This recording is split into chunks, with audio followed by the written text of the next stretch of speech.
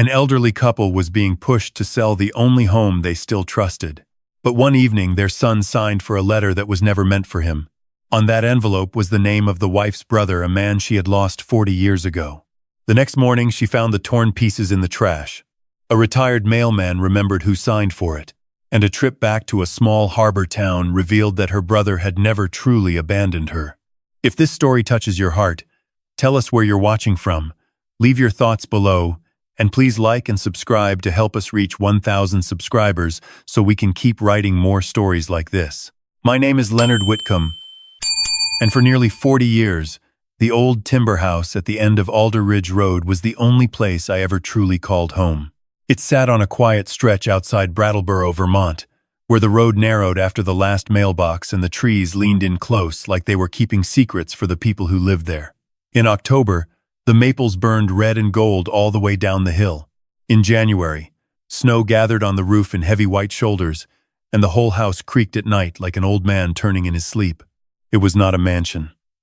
It had no marble counters, no lake view, no iron gate at the driveway. The front steps sagged a little on the left side, no matter how many times I braced them. The kitchen windows rattled when the wind came hard from the north. The barn behind the house had not held anything larger than garden tools and old paint cans in 20 years. But it was ours. Every floorboard in that house had a sound I knew. Every pipe had a mood. Every door had its own way of sticking when the weather turned damp. I had patched the roof after the ice storm of 1998, rebuilt the back porch the summer my knees first started complaining, and replaced the kitchen sink with Naomi standing beside me, handing me washers and laughing because I had dropped the same wrench 3 times. My wife Naomi never called it the property. She called it the house, like it was a member of the family. That Sunday evening, the house smelled of pot roast, rosemary, coffee, and the apple pie Naomi had been making the same way since our children were young.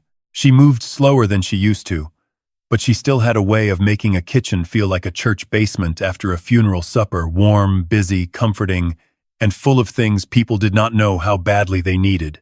She was 69 then. With silver hair she kept pinned loosely at the back of her head and hands that had grown thin but never helpless. Naomi had the kind of face that did not reveal everything at once. You had to know her a long time to read when she was tired, when she was worried, or when something had hurt her so deeply that she refused to give it the dignity of a tear. Our son, Grant, arrived first. He pulled into the driveway in his dark SUV, the tires crunching over gravel I had spread myself 2 summers earlier. Grant was 43, tall, broad-shouldered, always clean-shaven, always dressed like he was on his way to convince somebody of something. That night he wore a navy coat with a wool collar and carried a leather folder under one arm. He kissed his mother on the cheek, shook my hand instead of hugging me, and looked around the entryway as if he had come for an inspection. "Dad," he said, tapping the wall beside the coat rack, "this plaster is cracking again." "It's been cracked since Clinton was president," I said. "Hasn't killed anybody yet." He gave a small smile, but it didn't reach his eyes. Elaine came 20 minutes later with her husband, Martin. My daughter was 46, softer in voice than Grant, but not always softer in intention. She had Naomi's eyes and my habit of looking away when a conversation became too honest. She brought a salad in a glass bowl and hugged her mother longer than usual. That was how I knew she had come prepared to say something difficult. We sat at the old oak dining table I had bought unfinished in 1985 and stained in the garage over 3 cold evenings. Naomi set down the pot roast. I poured coffee. For a while, it almost felt like the kind of family dinner we used to have. Grant talked about work, though not in any way that told me what he actually did. Elaine asked Naomi about her arthritis. Martin complimented the pie before it had even been sliced. Outside, the wind moved through the trees, and the kitchen light reflected against the dark windows, making the 4 of them look closer than they felt. Then Grant opened the leather folder. I saw Naomi notice it at the same moment I did. He placed a few papers beside his plate, straightened them with his fingertips, and cleared his throat. "Dad, Mom," he said. "Elaine and I have been talking. There are sentences that sound harmless until you have lived long enough to recognize the door they are opening." Naomi kept her hands folded in her lap. Grant glanced at Elaine. And she gave him a small nod. We're worried about the house, he continued. The stairs, the heating bills, the roof, the distance from town. This place was perfect when you were younger, but it's becoming a liability. A liability, I repeated. He leaned forward, using the careful voice people use when they want an older person to feel unreasonable for disagreeing. I don't mean that coldly. I just mean it's too much now. You both deserve somewhere easier, safer. A senior living community with maintenance, medical access, people nearby. Naomi looked down at her plate. I knew that look. She was not considering his words. She was measuring the weight behind them. Elaine reached across the table and touched her mother's wrist. Mom, we just don't want you trapped here when something goes wrong. There it was, trapped. Not living. Not choosing. Trapped. I set my fork down quietly. We've managed all right, I said. Grant smiled again, and this time I heard the impatience under it. Dad, managing isn't the same as planning. He slid one of the papers toward me. It's just an authorization form. Nothing dramatic. It lets me talk to a realtor and get some numbers. Nobody's selling anything tonight. Naomi finally spoke. Then why bring it to dinner? The room grew still. Grant looked at her, surprised not by the question, but by the firmness in her voice. Because I didn't want this to become a big emotional thing, he said. If we start early, we avoid pressure later. I looked at the paper without touching it. The print was small, dense, and dressed in the friendly language of convenience. Authorization to communicate. Assist in residential transition. Coordinate with necessary parties.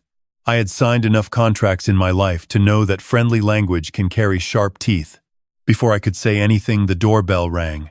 It was a small sound, but Naomi turned toward it as if she had been expecting something she could not name. Grant stood quickly. I'll get it, he said. That was the first thing that felt wrong. In our house, I answered the door. Or Naomi did. Grant had not lived there in 22 years, but he moved down the hallway as if the place had already become his. From the dining room, I heard the front door open. A gust of cold air swept across the floorboards. There was a low voice outside, then Grant's voice, smooth, casual. She's my mother. I can sign for it. Naomi's eyes lifted to mine. A moment later, Grant came back holding a thick, cream-colored envelope. He did not bring it to Naomi. He did not set it on the hall table. He held it low beside his leg and turned slightly away from the light. But not before Naomi saw enough. I saw her face change. Not much. Naomi was not a woman who gave strangers the privilege of seeing her startled, but I had known that face through childbirth, hospital waiting rooms, unpaid bills, funerals, and the long silence after bad news. Her lips parted slightly. Her right hand moved toward the edge of the table as though she needed to steady herself. Grant slipped the envelope into the inside pocket of his coat. What was that? I asked. Just mail, he said too quickly. Probably some old paperwork. Naomi's voice came softly. Whose paperwork? Grant reached for his water glass. Mom, eat before it gets cold. That was when I knew it was not just mail. Because Grant had always been a confident liar, but never a graceful one. He could talk around a thing for 10 minutes, dress it up, polish it, make it sound responsible. But the first second after he was caught off guard, something in him tightened. His jaw, his hand, his eyes. There was always one place where the truth tried to escape. This time, it was the envelope. His fingers pressed against his coat pocket as if he were making sure it had not vanished. Naomi stared at that pocket. Then she looked away and picked up her fork, though I knew she would not taste another bite. The dinner went on, but the evening had broken. Grant talked about property values in southern Vermont. Elaine mentioned a senior community outside Keene with lovely walking paths. Martin said very little, which was the one decent thing about him that night. I nodded when nodding was easier than speaking. Naomi served pie with hands that did not tremble, though I could feel the effort it took. At one point, Grant laughed and said, "You'd be surprised what this place could bring in the current market. This place. Not your home. Not the house Mom loves. This place." Naomi's eyes moved slowly around the dining room. The blue china cabinet, with one cracked glass pane. The faded wallpaper she had chosen in 1991, the narrow doorway where our children had once marked their heights in pencil until Naomi painted over it, then cried because she had not thought to copy the marks first. All of it had become numbers in someone else's mouth. After dinner, Grant gathered his papers but left the authorization form on the table. "Just read it," he said. "No pressure." People who say no pressure are usually standing with both hands on your shoulders. Elaine hugged Naomi at the door. "We love you," she whispered. Naomi smiled the way mothers smile when they do not want to punish their children with the truth of what they feel. "I know," she said. But after the cars pulled away and the red taillights disappeared down the road, she did not begin clearing dishes. She walked to the front window and stood there, looking out at the dark driveway. The house settled around us. The old furnace clicked on. Somewhere in the wall, a pipe knocked twice, just like it always did when the temperature dropped. I picked up the authorization form from the table and turned it over in my hands. "Do you want to tell me what you saw?" I asked. Naomi did not answer right away. Her reflection in the window looked older than she had at dinner. Not weaker, just farther away. Finally, she said, "The envelope had a name on it." "Whose?" She swallowed. And for a moment I saw the young woman she had been before Vermont. Before me. Before children. Before life had taught her to tuck pain into quiet corners. Elias Valley. I knew that name, not well. Naomi had only spoken it a handful of times in our marriage, and always with the careful tone people use around old graves. "Your brother," I said. She nodded. "I thought he was gone from my life," she whispered. "I thought he wanted it that way." I stepped beside her. "What else did you see?" Her eyes remained fixed on the driveway. "Estate and probate attorneys," she said. "Merritt and Snow, Harbor Wren, Maine." The name of her old town seemed to hang in the room longer than the others. Grant had not hidden a bill. He had not hidden junk mail. He had hidden a certified letter addressed to his mother from a law office in the town she had left 40 years ago, carrying the name of the brother she had never stopped grieving in silence. I felt anger rise in me, slow and heavy. But Naomi only pressed one hand against the window frame. "Leonard," she said, "something from my old life came to this house tonight." The wind moved against the glass, and Grant didn't want me to read it. I looked back at the dining table, at the unsigned authorization form waiting beneath the yellow kitchen light. For the first time in all our years in that house, it did not feel like shelter. It felt like someone had quietly drawn a line through the middle of it and was waiting to see which side we would stand on. The next morning, Naomi was up before the sun. That was not unusual. My wife had always been a morning person, even in winter, even when the house still held the cold of night in its walls. She liked the first hour before the world asked anything of her. She would make coffee, stand by the kitchen window, and watch the gray light gather over the apple trees as if the day needed someone patient to welcome it in. But that morning felt different. I woke to the sound of a cabinet door closing softly downstairs, not slammed, not dropped, closed with the careful restraint of someone trying not to wake another person while carrying a worry too heavy to hold still. When I came into the kitchen, Naomi was standing at the sink with her robe tied tight around her waist. The coffee had been made, but she had not poured herself a cup. The authorization form Grant had left behind still lay on the table, exactly where I had set it the night before. Neither of us had touched it after that. Outside the window, the yard was pale with frost. The old barn looked tired in the thin morning light.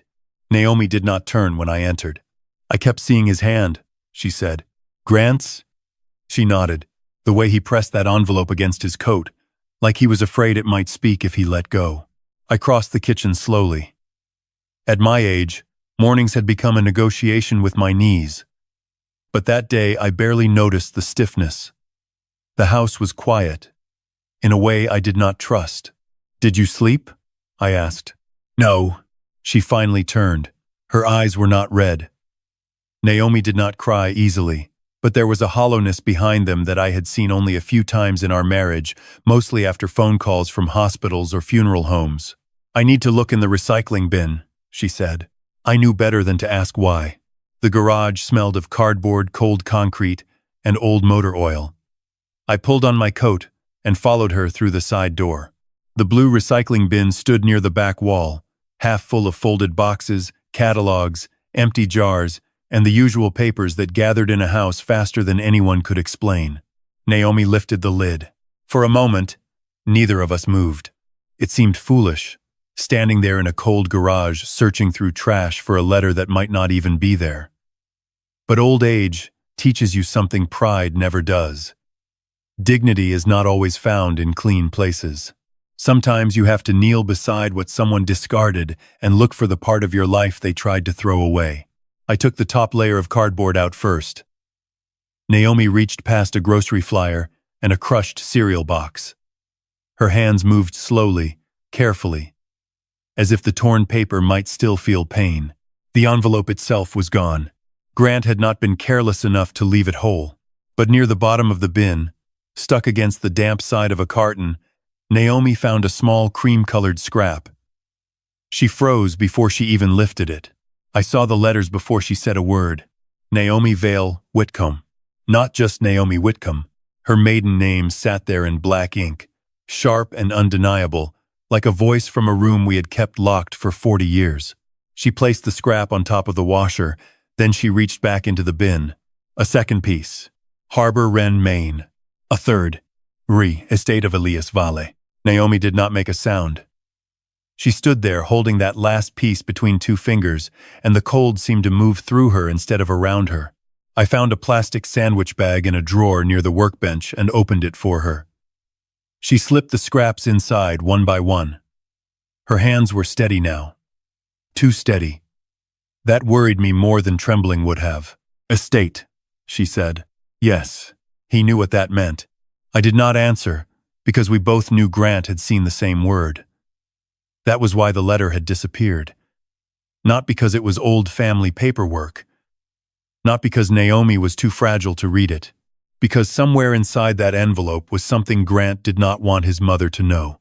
Back in the kitchen, Naomi laid the plastic bag beside the authorization form. The two things looked unrelated at first.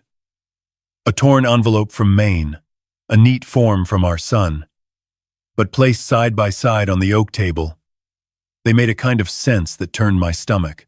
One was a past being hidden, the other was a future being arranged. Naomi sat down slowly. Her fingers rested near the plastic bag, not touching it. Elias was 4 years younger than me, she said.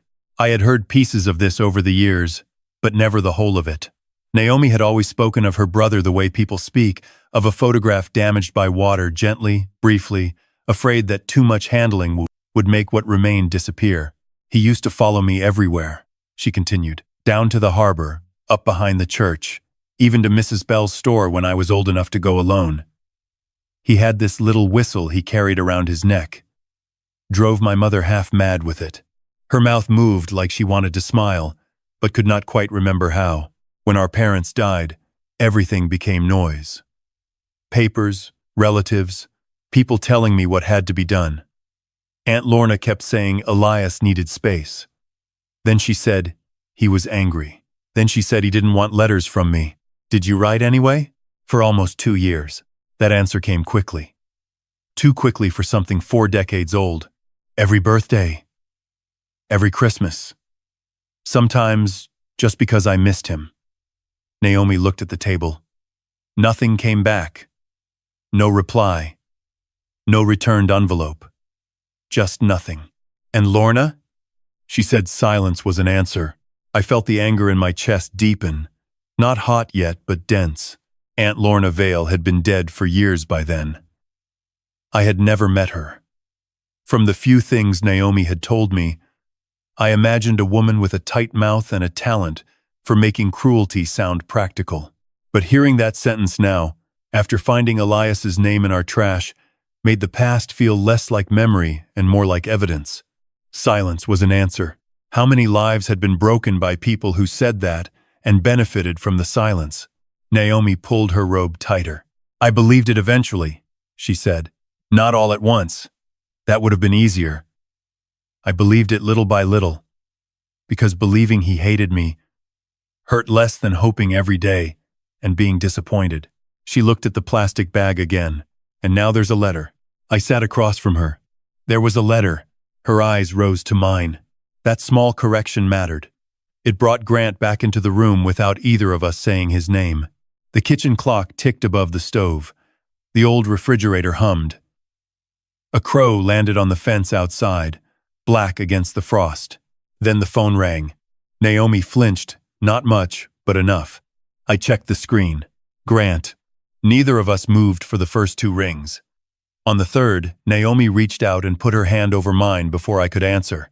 "Let it go," she said. The call stopped. A moment later, a text appeared. "Did you two get a chance to look at that form?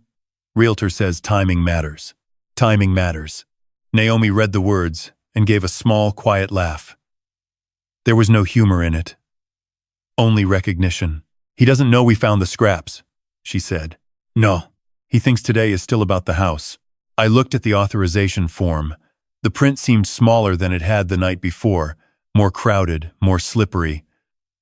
Grant had said it was only to get numbers. Nobody was selling anything tonight. But the paper did not feel harmless anymore. Naomi stood abruptly and went to the hallway closet where we kept old coats, umbrellas, and the address book she still refused to replace with a phone contact list.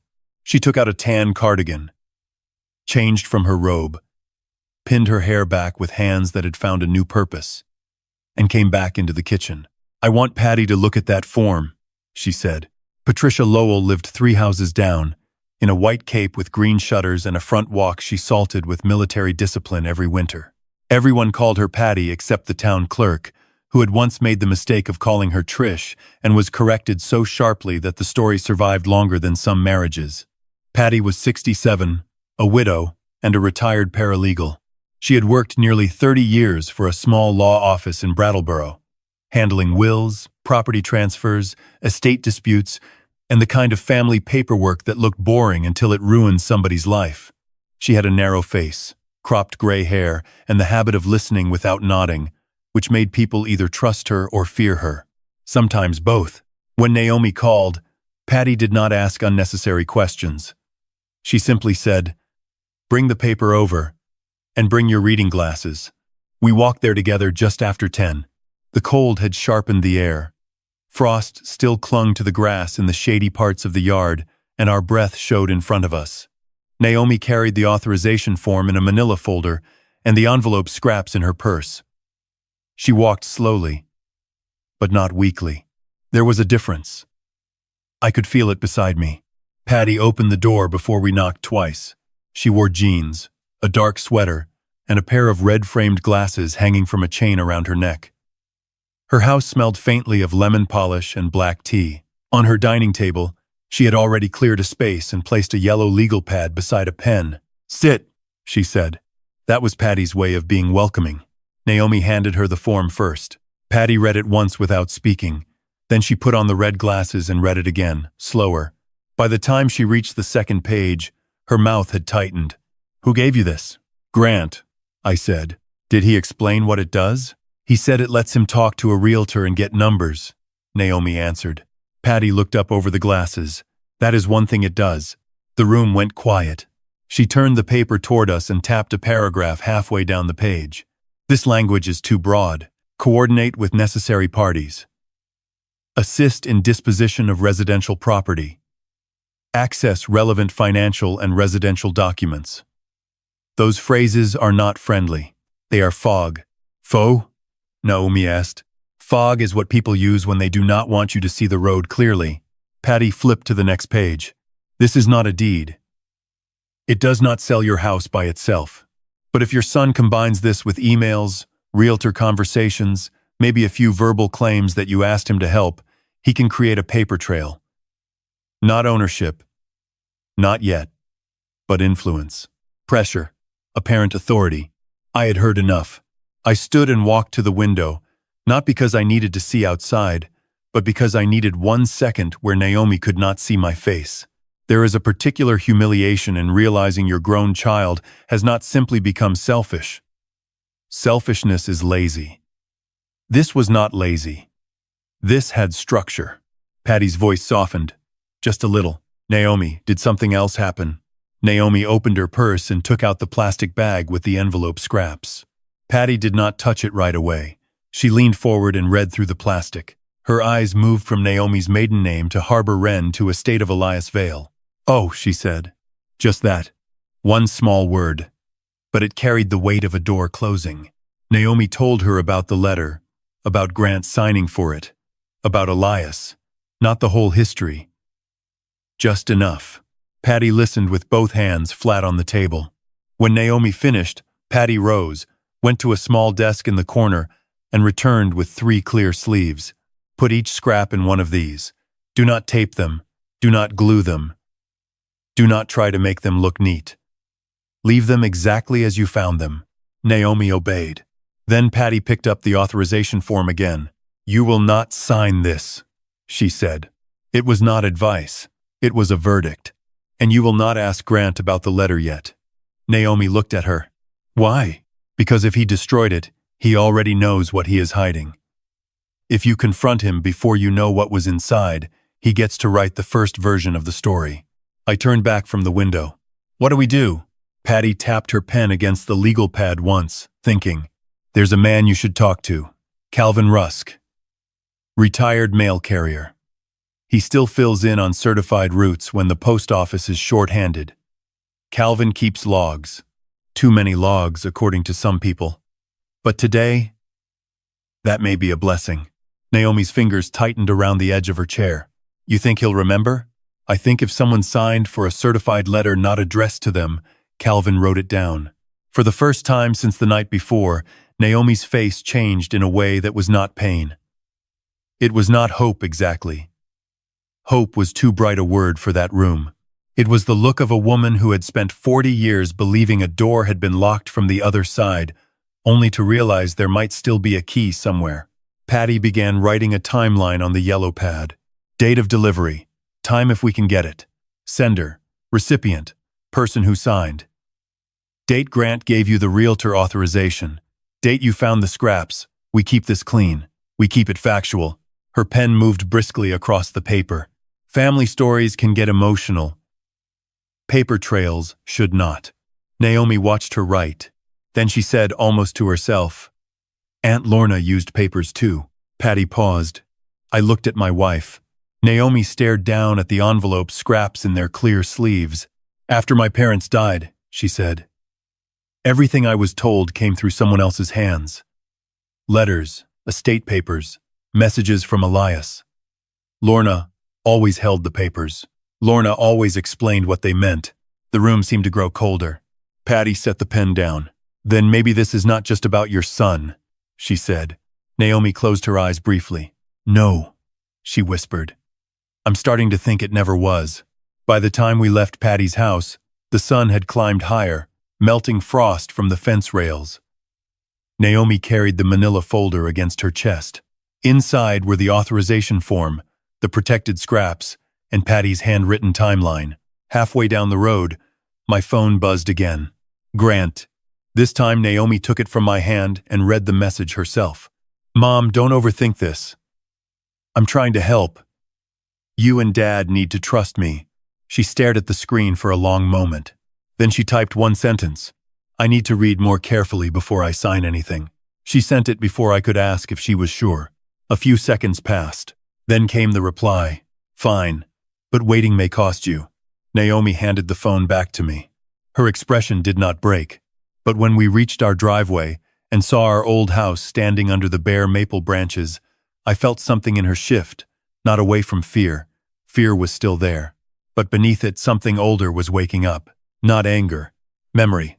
And memory, when it has been buried long enough, can become a very patient kind of strength. Calvin Rusk lived on Maple Quarry Lane, in a small brick house that looked as if it had been built by someone who believed straight lines were a moral principle. The walkway had been shoveled clean, though there had not been fresh snow in days. 2 metal mailboxes sat beside the porch, one painted black, one green, both polished enough to catch the pale winter light. A brass mail slot on the front door had been shined so carefully it looked almost ceremonial. "That's Calvin," Naomi said quietly as we pulled into the driveway. "You know him well?" "Not well. But everyone knows Calvin. In a town like Brattleboro, there are people who become part of the streets without asking to be. Calvin Rusk had carried mail for more than 35 years before retiring, and even after retirement, he still filled in when the post office was short-handed, especially during holidays or bad weather. He knew which porches iced over first, which houses had dogs that barked but never bit, and which widows needed someone to pause long enough to ask if the furnace was working. I had seen him plenty of times over the years, a lean man with a gray mustache, square glasses, and a cap pulled low over his forehead. He moved with a slow stiffness now, but there was nothing loose about him. Even his silence seemed organized. Naomi held the manila folder in her lap. Patty had told us to be factual. No accusations, no drama. Just ask what he recorded. That sounded simple in Patty's kitchen. It did not feel simple sitting in Calvin Rusk's driveway with my wife's past folded into a folder and our son's name sitting inside it like a stone. Naomi took one breath, then another. "I don't want to make trouble for him," she said. For him meant Grant. After everything, some part of her still reached for the shape of him as a boy. That is one of the cruelest things about being a parent. Your child can stand in front of you as a grown man with polished shoes and calculated words, but somewhere in your mind he is still 6 years old, feverish in bed, asking for water. "You're not making trouble," I said. "You're asking what happened." She nodded, but she did not move. So I waited.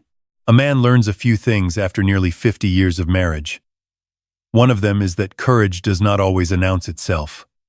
Sometimes it sits quietly in the passenger seat, gathering enough strength to open a car door. At last, Naomi reached for the handle. Calvin answered before we rang the bell twice. He wore a brown cardigan over a white shirt buttoned to the throat, and his gray hair was combed with the kind of care that belonged to another generation. His face was narrow, weathered, and calm. But his eyes moved quickly from Naomi to me to the folder in her hands. "Mrs. Whitcomb," he said. "Mr. Whitcomb."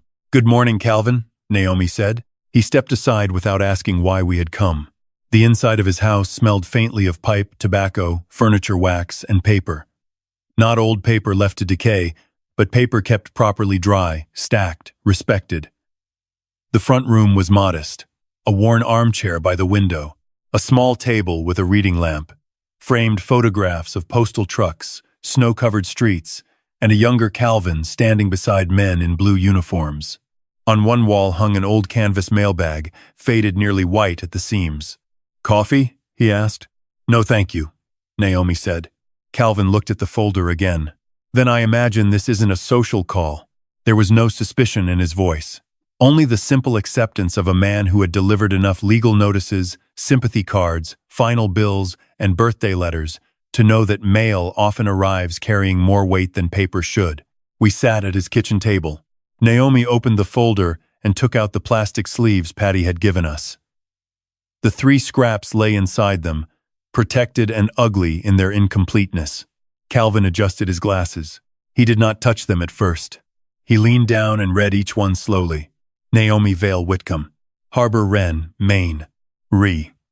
Estate of Elias Valle. His face did not change much, but one finger tapped once against the table. "I remember this," he said. Naomi's hand tightened around the edge of the folder. "You do?" "I remember the envelope. Cream stock. Certified label. Law office return address." He looked at Naomi. "It came. Late afternoon. Friday." I felt Naomi become very still beside me.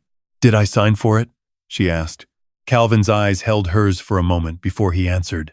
"No." The word landed quietly, but it changed the air in the kitchen. Calvin stood and walked to a narrow cabinet beside the back door. He took a key from his pocket, unlocked the top drawer, and pulled out a row of small black notebooks bound with elastic bands. He selected one, checked the date written on the cover, and returned to the table. "My wife used to say I kept records like the Postmaster General was coming to inspect my conscience," he said, opening the notebook. She wasn't wrong. The small joke did not soften the room, but it gave Naomi a second to breathe. Calvin turned several pages. His handwriting was compact and precise, each line dated, each name placed carefully. He ran one finger down the page and stopped. "Here." He turned the notebook so we could see. "Friday. 4:12 p.m. Certified mail. Merritt and Snow. Estate and probate attorneys. Recipient: Naomi Vale Whitcomb. Signed by Grant Whitcomb. Relationship stated: son. Under notes, Calvin had written, recipient resting, son accepted, appeared hurried. I read the line twice. Appeared hurried. 3 plain words. No accusation. No emotion. But they showed that Calvin had noticed what we had felt. Naomi stared at Grant's name as if it had been written by a stranger. That's his signature? I asked. Calvin nodded. As best as I could see. He signed on the handheld scanner. The system would have the digital image, but I don't have access to that from home. Could the post office give it to us? Naomi asked. Not to me. Maybe to you if you request delivery confirmation as the named recipient. Maybe through an attorney if this becomes legal. He closed the notebook halfway, then stopped. But my log is mine. I can confirm what I recorded. Naomi looked up. He told you I was resting? He said you were lying down. Said the paperwork would upset you. Her face changed, but not in the way I expected. I had thought she might look wounded. Instead, she looked almost embarrassed. Not because she had done anything wrong, but because someone had used the idea of her fragility as a tool in front of another man. Grant had made her small in a room where she had not even been standing. Calvin seemed to understand. I did not think much of it at the moment, he said. Children sign for parents. Spouses sign for spouses. Neighbors sign when someone is in the hospital. It happens. You didn't do anything wrong, Naomi said. No, Calvin replied. But I should have noticed more. That surprised me. He took off his glasses and rubbed the bridge of his nose. Your son had his hand out before I finished explaining the sender. Most folks glance at the envelope. Ask who it's from. He didn't. He already knew he wanted it. Naomi looked toward the window above Calvin's sink. Outside, a line of bare lilacs bent slightly in the wind. For a moment, none of us spoke. Then Calvin reached for the notebook again and placed his palm flat over the page. Mrs. Whitcomb, I carried letters for a long time. People think the mail is ordinary because it comes every day. Bills, catalogs, bank statements, birthday cards. But sometimes a letter is the only bridge left between two people. Naomi closed her eyes. Calvin's voice lowered. When someone takes that bridge down before the person can cross it, that is not a small thing. I saw my wife swallow hard. That was the moment something shifted. Until then, part of her had still been trying to protect Grant from the meaning of what he had done. She had been using words like, maybe, perhaps, misunderstanding. Believe me, had named it without raising his voice. Grant had not only hidden paper, he had interrupted a bridge. And for Naomi, whose brother had already been lost once through silence and distance and someone else's version of the truth, that was almost unbearable. She opened her eyes. Can you write down what you just showed us? She asked. Calvin nodded immediately. I can write a statement of my own record. Date, time, sender, recipient, who signed. I won't speculate beyond what I saw. Patty said the same thing, I said. Keep it factual.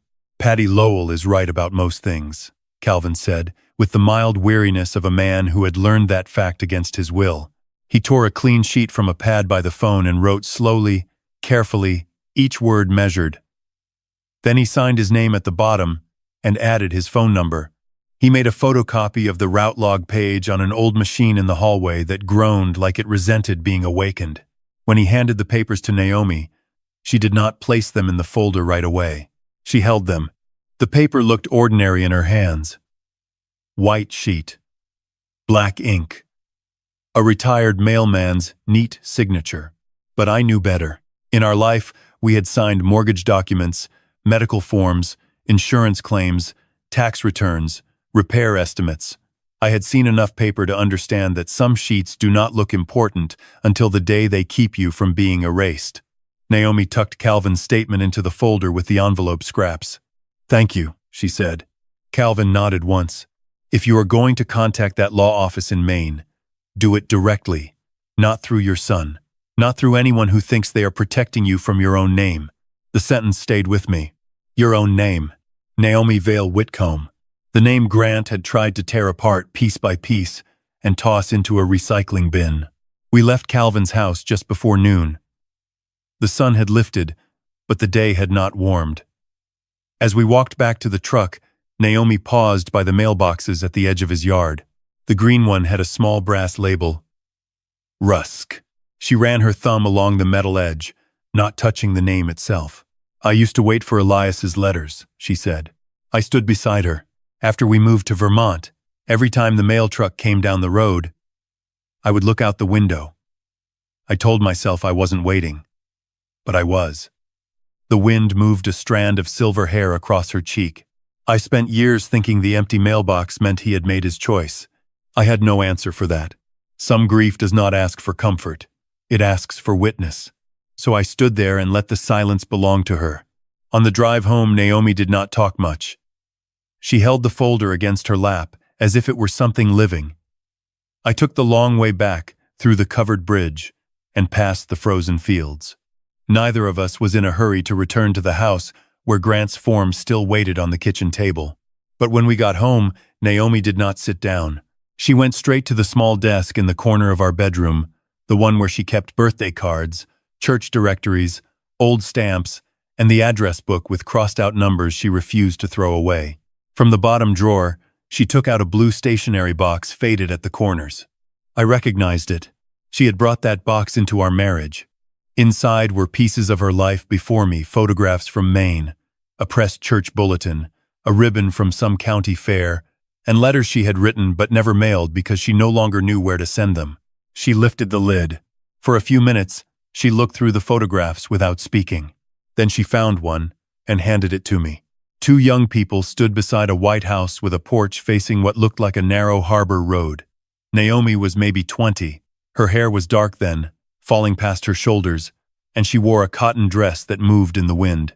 Beside her stood a boy of 16 or 17 with a wide grin and one hand raised as if he had just been caught waving. That's Elias, she said. I looked at the boy's face. There was mischief in it. Warmth, too. He did not look like someone who would choose silence easily. Naomi reached back into the box and took out a small stack of envelopes tied with string. My letters to him, she said. The ones I wrote after I stopped knowing where to send them. I had never seen them. 40 years of marriage, and still there were rooms inside my wife I had not entered, because love had taught me not to force the door. She untied the string and opened the top envelope. The paper inside had yellowed. Her handwriting was younger, rounder, less careful. She read the first line silently, then she folded it again. I don't want Grant to know we talked to Calvin, she said. He won't hear it from me. I don't want Elaine to know either. That hurt her to say. I could hear it. Elaine had not hidden the letter. Not as far as we knew. But Elaine had sat at our table and asked us to leave our home while the letter was already in Grant's pocket. Whether she knew or not, Naomi no longer trusted the circle around her. What do you want to do? I asked. She placed Elias's photograph beside Calvin's statement. I want to call Merritt and Snow. I looked toward the hallway, toward the phone on the kitchen wall, toward the house that suddenly felt too open. From here? Naomi thought about it. Then she shook her head. No. Not from a phone Grant pays any attention to. Not from a place where I feel watched. Grant had never watched our house in any technical way. At least, I did not think so. But control does not always need cameras. Sometimes it only needs habit. Calls answered too quickly. Questions asked too casually. A son who knows when to sound worried and when to sound wounded. Naomi closed the stationery box. We'll go to Maine, she said. The words were quiet. Not dramatic, not reckless, but final. I sat on the edge of the bed and looked at her. That's a long drive. I know. You're sure? She looked down at the photograph of Elias. No, she said. But I'm more afraid of staying here and letting someone else decide what that letter meant. That was my wife. Not fearless. Never that. Fearless people are often careless. Naomi had always been afraid of the right things, losing family, hurting others, opening doors that might lead to more pain. But when the pain came anyway, She had a way of standing still long enough to decide whether it deserved to rule her. I reached for the road atlas in the bottom drawer of my nightstand. I still kept one there, though Grant liked to joke that paper maps belonged in museums. The cover was worn, the corners softened by years of use. Naomi watched me unfold it across the quilt. Brattleboro to Harbor Wren was not a trip across the country, but it was far enough to matter. North and east through New Hampshire, then into Maine. Past towns with white steeples, frozen ponds, gas stations with bad coffee, and roads that would carry Naomi back toward a life she had spent 40 years trying not to disturb. I traced the route with my finger. "We leave early," I said. "Pack light. Tell Grant nothing." Naomi gave a small nod. Then she took Elias's photograph and slipped it into the folder with the envelope scraps, Calvin's statement, and Patty's timeline. The folder was getting thicker now, not with answers. Not yet, but with proof that the silence around Naomi's past had not been natural. It had been arranged. That evening, Grant called again. We let it ring. A minute later, he texted, "Dad, this is getting ridiculous. We need to talk tomorrow." Naomi read it, then turned the phone face down on the table. For once, she did not reply. Instead, she walked to the front closet and took out 2 overnight bags. I watched her fold a sweater, a nightgown, her medicine, and the blue stationery box. She placed each item carefully, as if preparing not for travel, but for testimony. Before bed, she stood in the doorway of our bedroom holding the old photograph of Elias one more time. "He was just a boy when I lost him," she said. I came up behind her. "And now?" She looked at the photograph for a long time. "Now I need to know whether I lost him," she whispered, "or whether someone took him from me." The house was quiet after that, but it was not the same quiet we had known before. This quiet had direction. At dawn, we would drive east. We left before the sun had fully reached the tops of the trees. Naomi was already dressed when I came downstairs, her coat buttoned, her purse on the kitchen chair, the manila folder resting beside it like a third traveler. She had packed lightly, just as we agreed. 1 small overnight bag. Her medicine. A sweater. The blue stationery box. The old photograph of Elias was tucked inside the folder, between Calvin's statement and the torn envelope scraps. The house was quiet in that gray hour before morning becomes day. The kind of quiet that makes every small sound feel important, the click of the thermostat, the scrape of my boot against the mat, the soft zip of Naomi's purse. Grant had not called again after the message the night before. That should have made me feel relieved. It did not. Control often goes quiet when it is waiting to see which way you will move. I locked the back door, checked it twice out of habit, and carried the bags to the truck. Naomi stood for a moment at the edge of the porch, looking back at the house. The old windows reflected a faint silver light. The bare apple trees behind it looked almost black against the snow-dulled yard. "You all right?" I asked. She nodded, though her eyes stayed on the house. "I keep thinking of my mother," she said. "She used to say a person should never leave home angry. Are you angry?" Naomi looked down at the folder in her arms. "I don't know yet." That was an honest answer. Maybe the only honest one possible.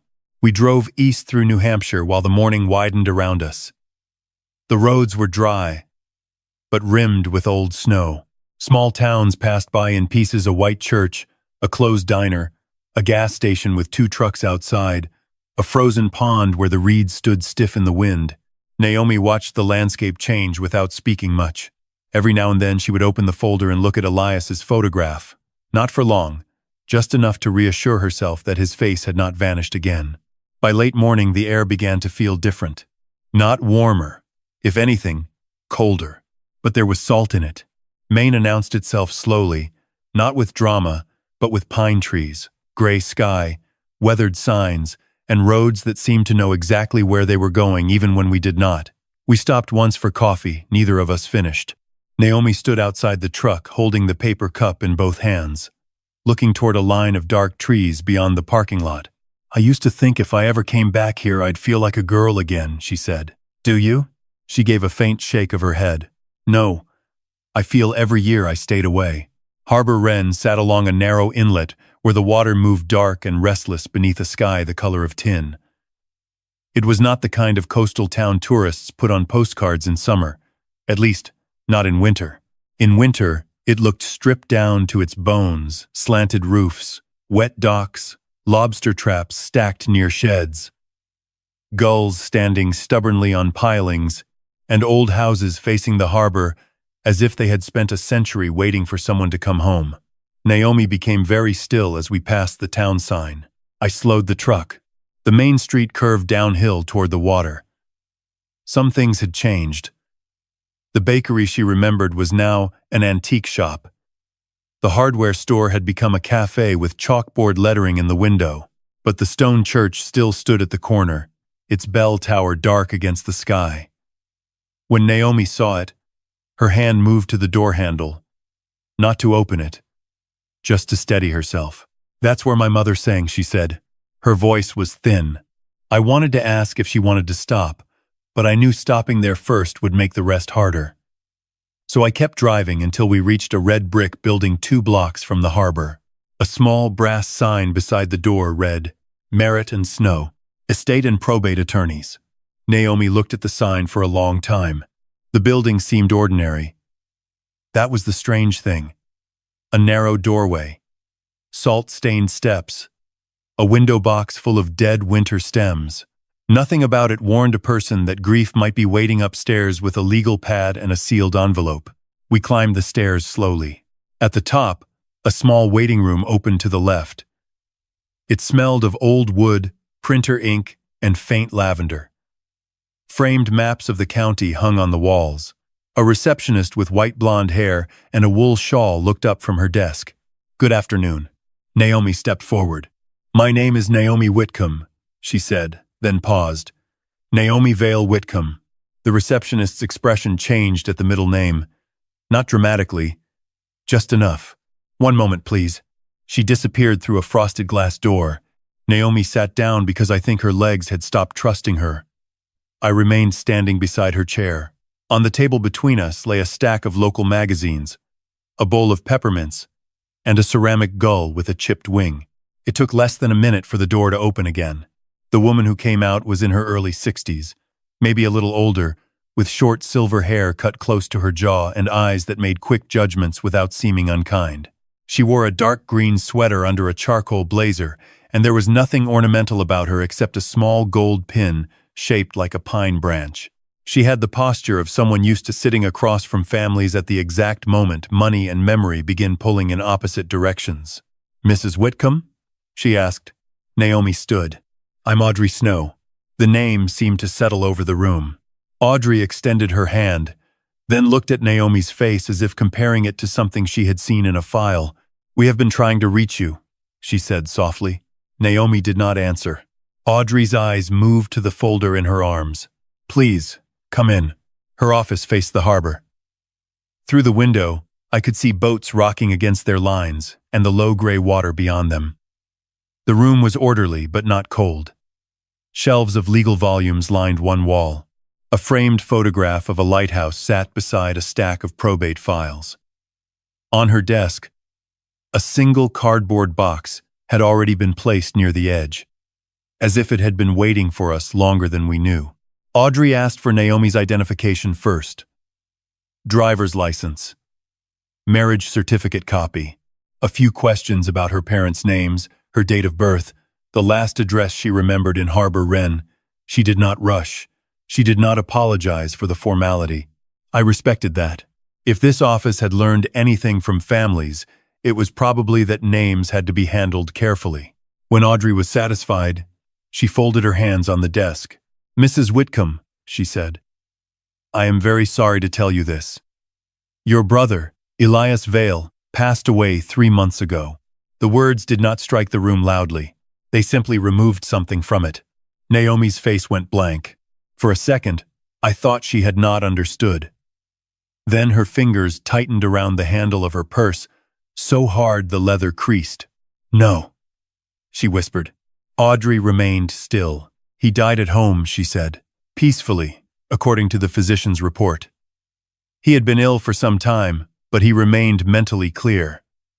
He came to this office himself about 6 months before he passed. Naomi lowered herself into the chair. I sat beside her, though I did not remember deciding to. He was alive, she said. Audrey's expression softened. Yes. All this time. For most of it, yes. Naomi closed her eyes. I had seen my wife grieve before. I had stood beside her when her mother died, when friends passed, when her body began giving up small freedoms one by one. But this was different. This was not only grief for the dead. It was grief for the years that had been stolen before death ever arrived. Audrey reached toward the cardboard box but did not open it yet. Elias left instructions, she said. He asked that we locate you if possible. It took time. Some of the records were old. Your married name helped, but there were several Naomi Whitcombs in different states. We finally found this Brattleboro address through an old property tax record and church directory. Naomi opened her eyes. You sent a certified letter. Yes, to Naomi Vale Whitcomb. I took the folder from Naomi's lap and removed the protected scraps, Calvin's statement, and the copy of his route log. I placed them on Audrey's desk. Our son signed for it, I said. Naomi never received it. Audrey read the pages without changing expression, but something in her eyes sharpened. I see. She did not ask why Grant had done it. That question belonged to another room, another day. Audrey stood, went to the door, and told the receptionist to hold her calls. When she returned, she closed the office door completely. Then I am glad you came in person. She opened the cardboard box. Inside were neatly bundled papers, a few photographs, a small cloth pouch, and an envelope with Naomi's name written by hand.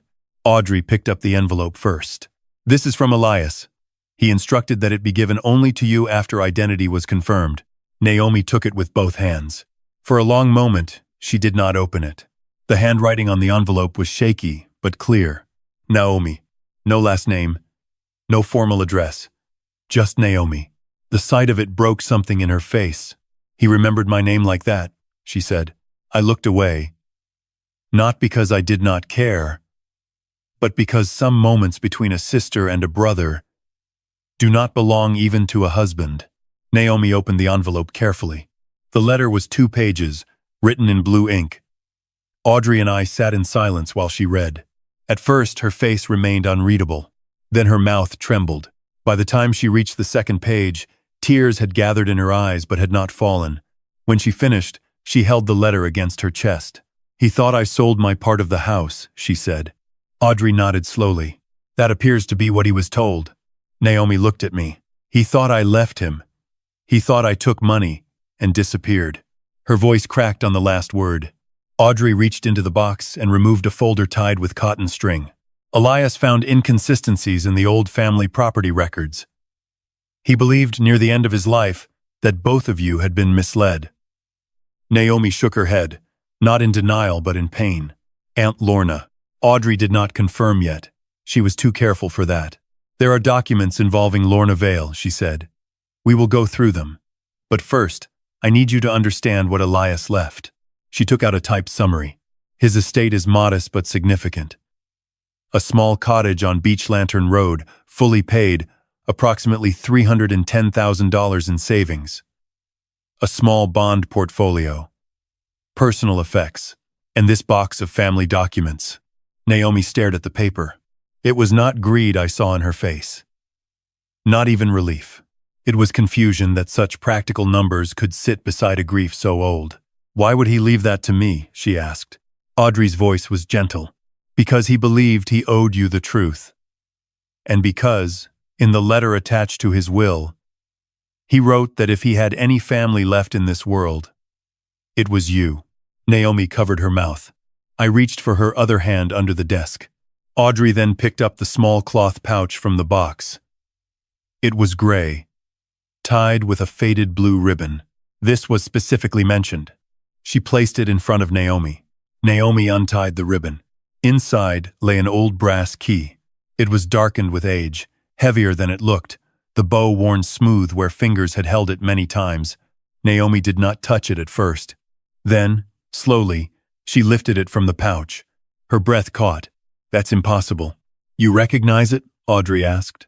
Naomi turned it in her palm. The front door, she whispered. The White House by the harbor. The room seemed to narrow around that key. Naomi's eyes were no longer in Audrey's office. They had gone somewhere else entirely, down a narrow road near the water, up wooden steps, through a door a girl had once opened without fear. Elias kept it? I asked. Audrey nodded. According to his notes, he carried it with him for decades. He wrote that even after the house was sold, he could never bring himself to throw it away. Naomi pressed the key into her palm until her knuckles whitened. For 40 years, she had believed her brother's silence was a locked door. Now here was a key he had kept all along. Not to a house they could simply reclaim. Not to lost time, but to a truth neither of them had been allowed to enter. Audrey let the silence breathe before continuing. There is more. Naomi looked at her. Audrey untied the folder and slid out an old deed copy. The paper was yellowed, the scan uneven, but the signature block at the bottom was clear enough. Quitclaim deed, Naomi Vale. The name sat there, as if it had every right to exist. Naomi leaned forward. Her grief changed shape so quickly I could feel it. The soft sorrow in her face hardened into concentration. Audrey turned the document toward her. This deed appears to transfer your interest in the Harbor Wren family house to Lorna Vale after your parents' deaths. Naomi stared at the signature. For a long time, she did not blink. Then she said very quietly, "No." Audrey waited. Naomi lifted her eyes. "I never signed this." The sentence did not shake. It did not rise. It did not need to. I looked at the signature again. I did not know Naomi's handwriting from 40 years earlier well enough to judge every curve. But I knew my wife's voice. I knew when uncertainty lived in it. There was none. Audrey folded her hands on the desk. "That," she said, "is why Elias wanted you found." Naomi held the brass key in one hand and the letter in the other. Outside the office window, the harbor water moved under a low winter sky, dark and restless, as if something long buried beneath it had finally begun to rise. Audrey did not try to comfort Naomi after she said she had never signed the deed. I appreciated that. Some people rush toward grief with soft words because silence makes them uncomfortable. Audrey Snow did not do that. She let the sentence sit on her desk where the old deed lay, let it take up its full space, let Naomi remain the first authority on her own name. Outside the window, the harbor kept moving under the winter sky. Boats knocked softly against their moorings. A gull cried once and vanished beyond the roofline. Naomi still held the brass key in one hand. The old paper in front of her said she had given away her share of the family house to Lorna Vale. It had a signature that pretended to be hers. It had a notary stamp. It had enough official-looking lines to fool people who wanted to be fooled. But Naomi did not look fooled. She looked smaller than she had that morning, but sharper somehow. As if the grief had burned away just enough softness for something hard and necessary to show through. Audrey turned the deed carefully and pointed to the date. "This was recorded 7 months after your parents' deaths," she said. "According to the document, you appeared before a notary in Harbor Wren and signed away your interest in the property." "I was in Vermont," Naomi said. "Leonard and I were renting that little place near the mill by then." I nodded. "I remember. I was working long days for Haskins Lumber that winter. Naomi didn't travel back to Maine. We barely had gas money to get across town." Audrey made a note. "Do you have anything from that period? Lease documents, employment records, bank statements?" "Maybe," I said. "Packed away somewhere. I kept more than I should have." Naomi's eyes remained on the signature. "That isn't how I signed my name." Audrey leaned closer. "Tell me what you see." Naomi did not answer immediately. She studied it the way a person studies a face that resembles someone they love but is not quite right.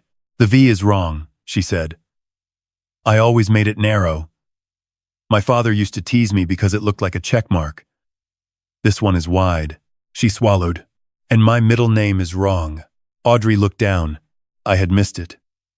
There, beneath the signature line, typed in small letters, was the full name, Naomi Clerval.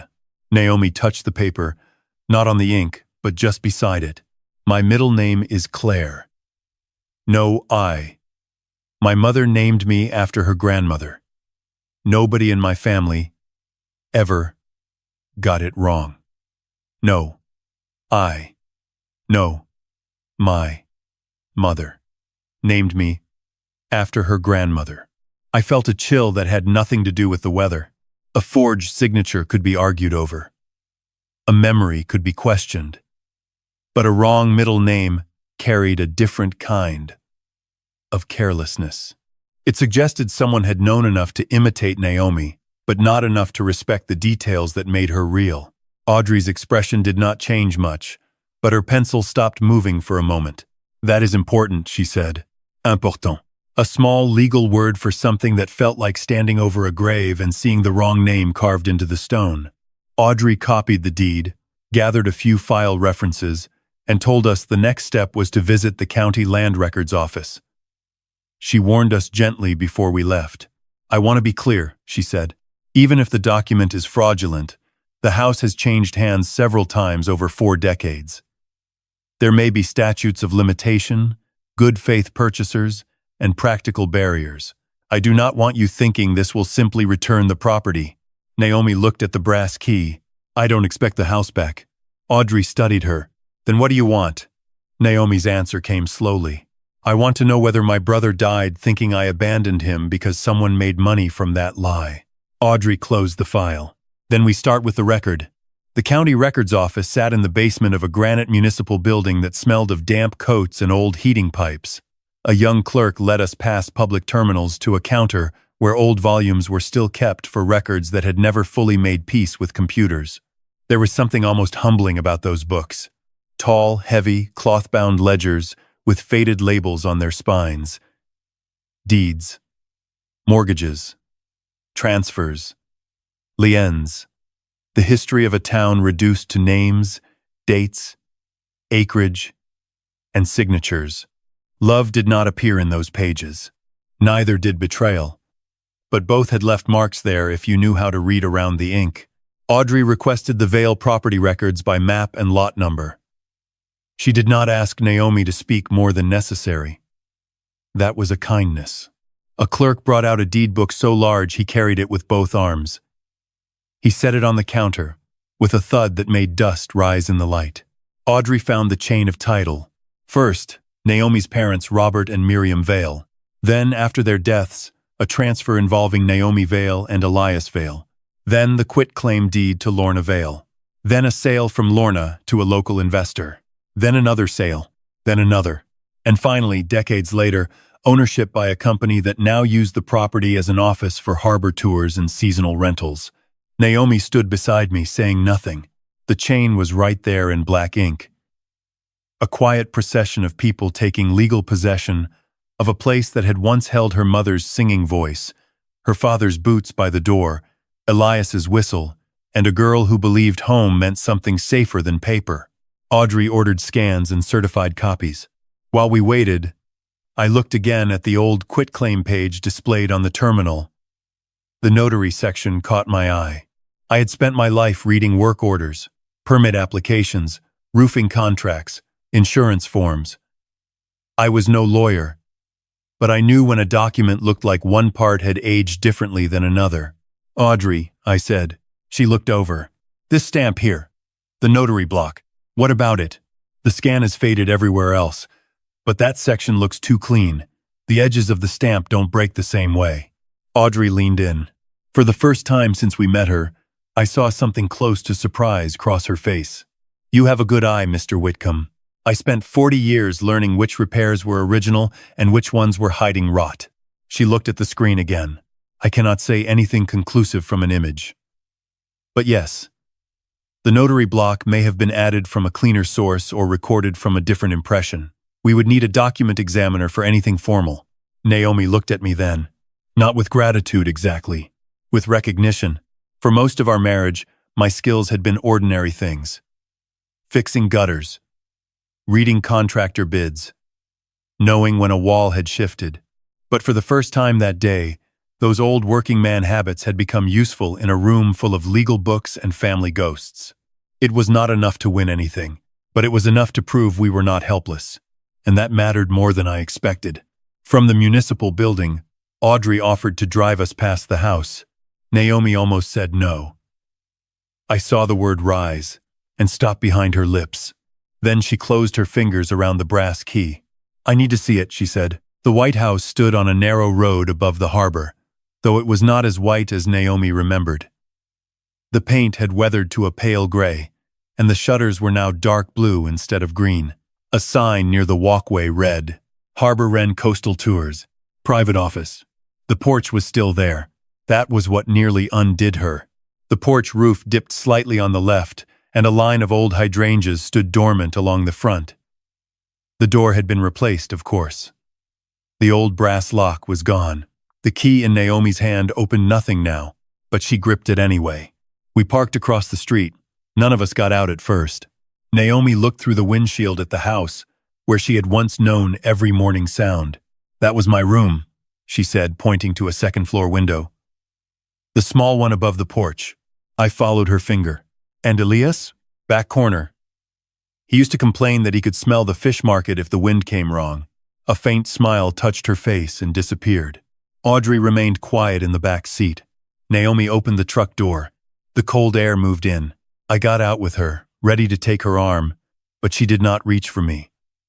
She walked to the edge of the sidewalk and stopped there, not crossing the street. People passed behind the windows of the house now. Office people. Strangers. Someone laughed inside. A quick, bright sound that did not belong to Naomi's memories. She did not resent them.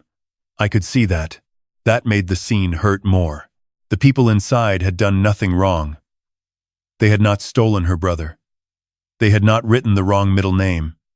They had not told Elias his sister had sold him out. They had simply arrived long after the damage had become paperwork. Naomi lifted the brass key and looked at it in her palm. "I thought justice would feel like wanting the house back," she said. "I waited, but it doesn't. What does it feel like?" She looked at the second-floor window again, like wanting Elias to know I came. The wind moved up from the harbor, sharp and wet. Audrey stepped beside us then. "There may be one more place that can help," she said. Naomi turned. "The church?" Audrey nodded. "Elias mentioned church records in his notes. He believed your mother left something there, or that the pastor at the time recorded details after your parents' deaths. I do not know how much still exists." The stone church stood only 3 blocks away, but walking there felt like moving through a town Naomi knew and did not know at the same time. She named things under her breath as we passed them. The corner where the bakery had been. The alley Elias used as a shortcut. The steps where she once slipped on ice and tore her coat. At the church, an older woman in a gray wool skirt opened the side door after Audrey rang a bell. She was tall, narrow-shouldered, and moved with a quiet steadiness that made age look less like frailty than discipline. Her hair was tucked beneath a simple dark veil, and her eyes, though tired, had the clear directness of someone who had spent a lifetime listening to confessions without being easily shocked. "Sister Maribel," Audrey said. "Thank you for seeing us." The woman looked at Naomi. "You are Miriam Vale's daughter." Naomi's breath caught. "You knew my mother?" "I knew her voice," Sister Maribel said. Everyone in this parish knew her voice. She led us through a side hallway smelling of candle wax, stone dust, and old hymnals. The archive room was small, lined with metal cabinets and wooden shelves. A single window looked out toward the cemetery, where gray stones leaned under winter grass. Sister Maribel explained that she managed the parish records now: baptisms, marriages, funerals, choir notes, donation ledgers, old correspondence nobody had known where else to put. "We are not a courthouse," she said. "But sometimes families tell the church things before they tell the law." Audrey gave her the dates. Sister Maribel moved slowly but with purpose, pulling ledgers from shelves and setting them on a table. Naomi stood near the doorway, as if afraid to come too close. At last, Sister Maribel opened a worn parish notebook from the year Naomi's parents died. "There," she said. Audrey leaned in. I stood behind Naomi and read over her shoulder. The handwriting was thin, probably from a pastor long gone. Naomi left for Vermont before estate papers settled. Elias asking for her address. Lorna says unnecessary. Naomi made a sound I had never heard from her before. No da sop. Not a gasp. Something smaller and older. She reached for the table. I held her elbow. For 40 years, she had carried a silence and called it rejection. And there, in a parish notebook no one had opened in decades, was a line proving Elias had asked for her. He had asked. That was all. And it was everything. Sister Maribel watched Naomi with quiet sadness. "There is another item," she said. From the back of the ledger, she removed a folded envelope, brittle with age. It had never been mailed. The paper was labeled in a careful hand, "For Naomi and Elias if needed." Sister Maribel unfolded it with extreme care. "It appears to be from your mother." Naomi did not take it. "Not yet." Audrey read aloud only the portion Sister Maribel indicated, her voice low in the archive room. "The house is for both of my children. Neither Naomi nor Elias is to be left without a home. No sale should happen unless both know and agree." The words seemed to fill the room beyond their volume. Naomi covered her mouth. This was not a will. Audrey made that clear gently. It was not a perfect legal instrument. It might not undo a deed or reverse decades of transfers, but it was her mother's voice. And after 40 years of other people explaining what her family meant, Naomi finally had something written by the woman who had loved them both. Sister Maribel placed the letter on the table. "I am sorry it remained here so long," she said. Naomi shook her head. "No," she whispered. "It waited longer than any of us did."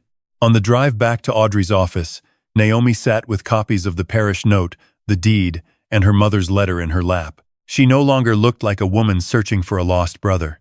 She looked like someone who had found a pattern. Aunt Lorna had held the papers after Naomi's parents died. Grant had held the letter after Elias died. Different years, different houses. Same method. Keep the paper from the person whose name is on it. Tell them silence means consent. Then take the house. Naomi turned toward the harbor as we passed the White House one more time. "I may not get that house back," she said. Her voice was quiet, but it had changed. "But I will not let another person use paper to remove me from my own life." By the time the sun began to sink behind the church steeple, the brass key was back in its cloth pouch. The copies were secured in Audrey's file, and my wife's name had become something no one in that town could quietly misplace again. We did not drive home from Maine the same way we had driven there. The roads were the same, of course. The same gray shoulders of snow along the highway, the same dark pines leaning over the distance, the same small towns with church steeples and closed-up summer shops, but something inside the truck had changed. On the way to Harbor Wren, Naomi had held the folder like it contained a question. On the way back to Vermont, she held it like it contained a warning. Audrey had made copies of everything before we left the old quitclaim deed. The property record chain, the parish note, Sister Maribel's statement, the excerpt from Miriam Vale's letter, and the estate summary Elias had left behind. The originals stayed where they belonged for now. The copies came with us in a stiff legal envelope Audrey sealed with her office label. Naomi kept that envelope on her lap for the first hour, then finally slipped it into her bag and stared out the window. She did not cry. That worried me at first. Then I understood she had moved beyond the kind of grief that comes out as tears. She was in that quieter place where a person begins sorting what pain belongs to the dead, what pain belongs to the living, and what pain must be answered. We reached Brattleboro after dark. The old house stood exactly where we had left it, the porch light glowing yellow over the steps, the apple trees black against the yard. For a moment, I felt the kind of relief a man feels when he returns from a hospital and finds his house still standing. Then I saw the red blinking light on the answering machine through the kitchen window. Grant had been calling. Elaine et tu. There were 11 missed calls on my cell phone.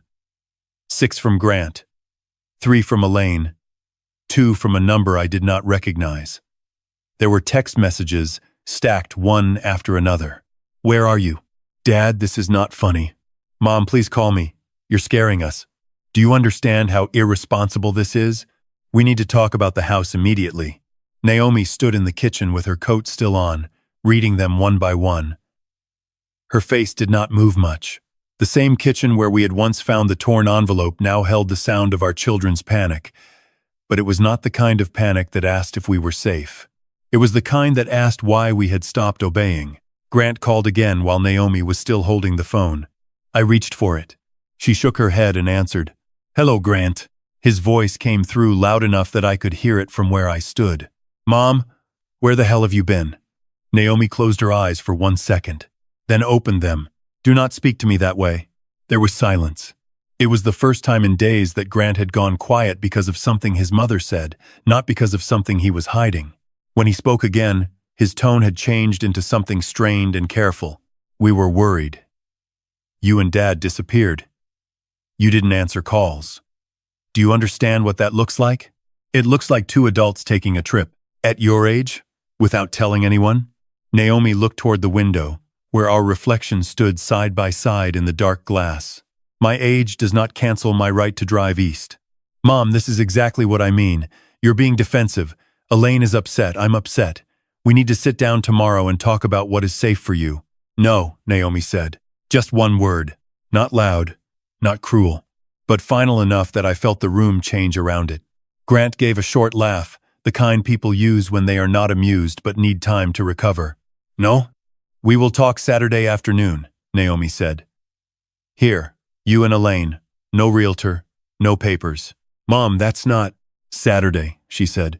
3 o'clock. Then she ended the call. For a while, neither of us spoke. The old refrigerator hummed in the corner. The furnace clicked on beneath the floor. Naomi placed the phone on the table as carefully as if it were a hot pan. I looked at her.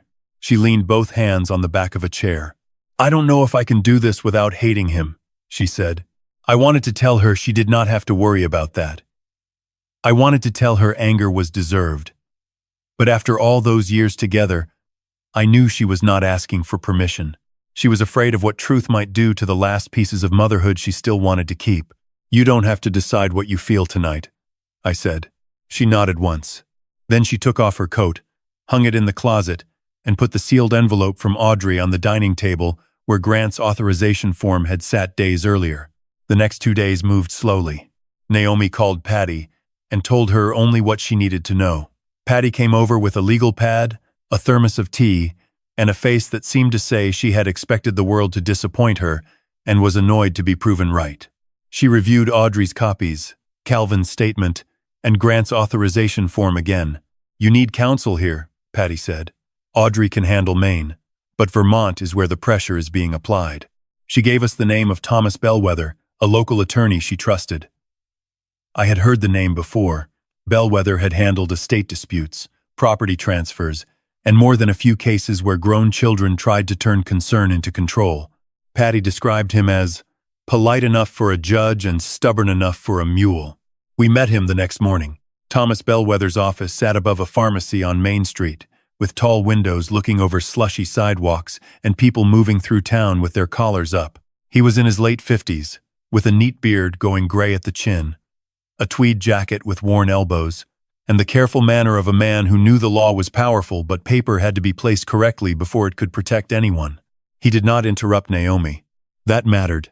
She told him about the dinner, the letter, the torn scraps, Calvin's route log, the authorization form, and Maine. She did not embellish.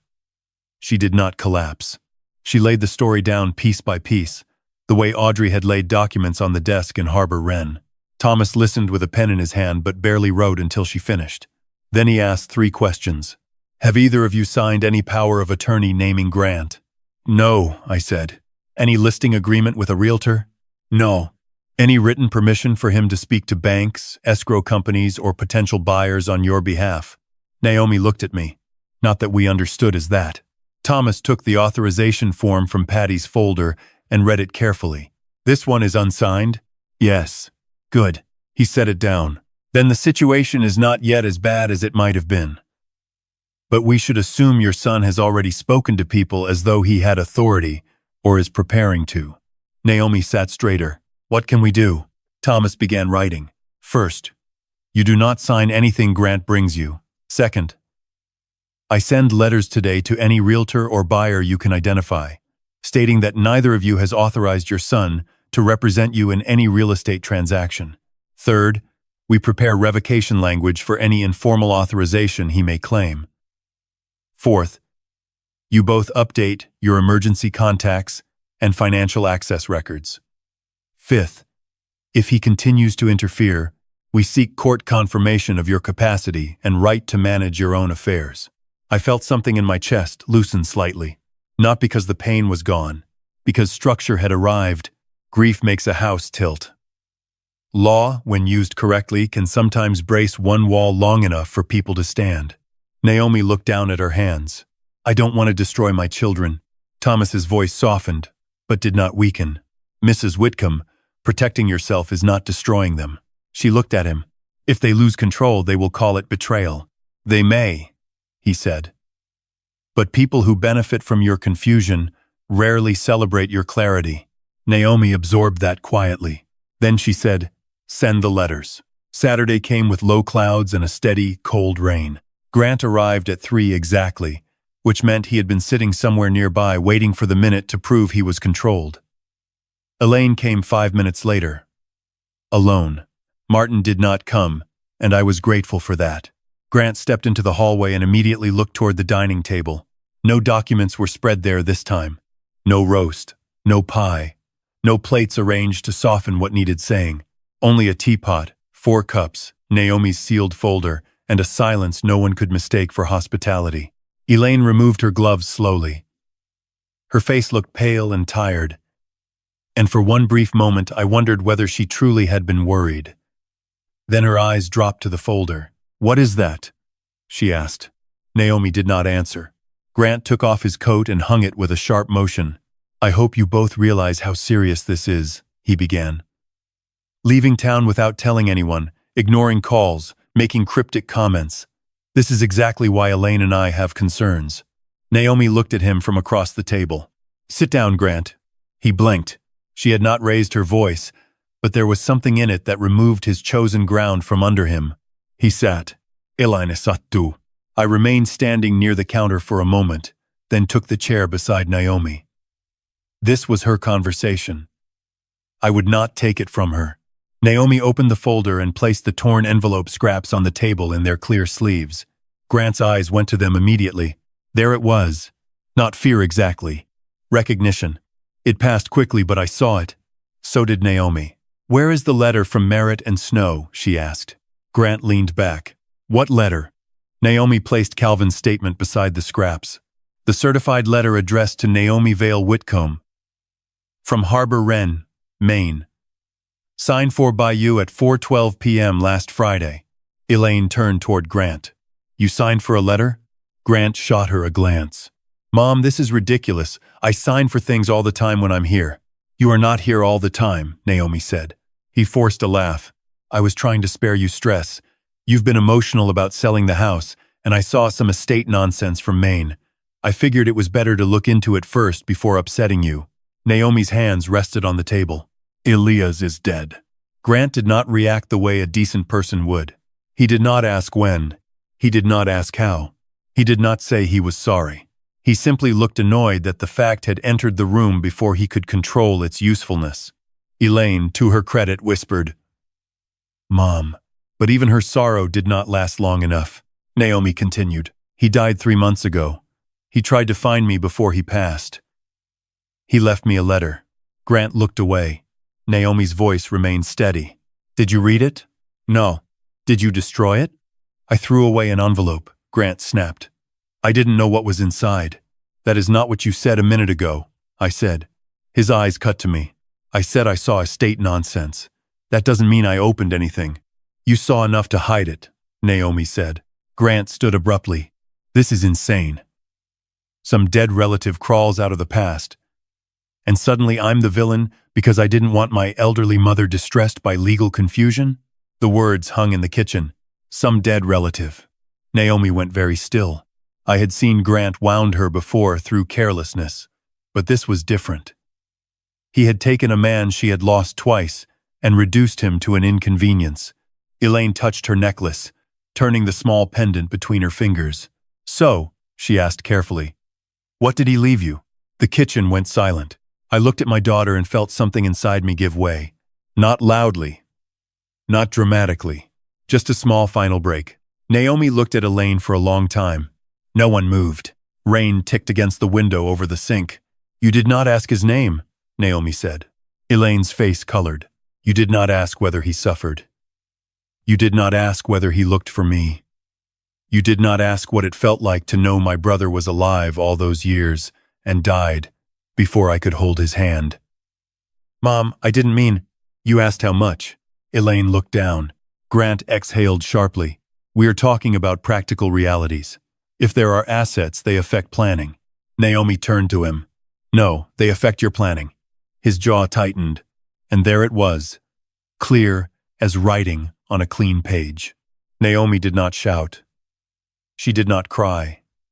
She did not accuse him of being greedy in the kind of language he could dismiss as emotional. She simply named what had been sitting among us since the Sunday dinner. You were not afraid I would be hurt, she said. You were afraid I might have enough money to stop obeying you. Grant's face hardened. That is a cruel thing to say to your son. Cruelty is hiding a dead man's last letter from his sister. Elaine covered her mouth, but whether from shame or shock, I could not tell.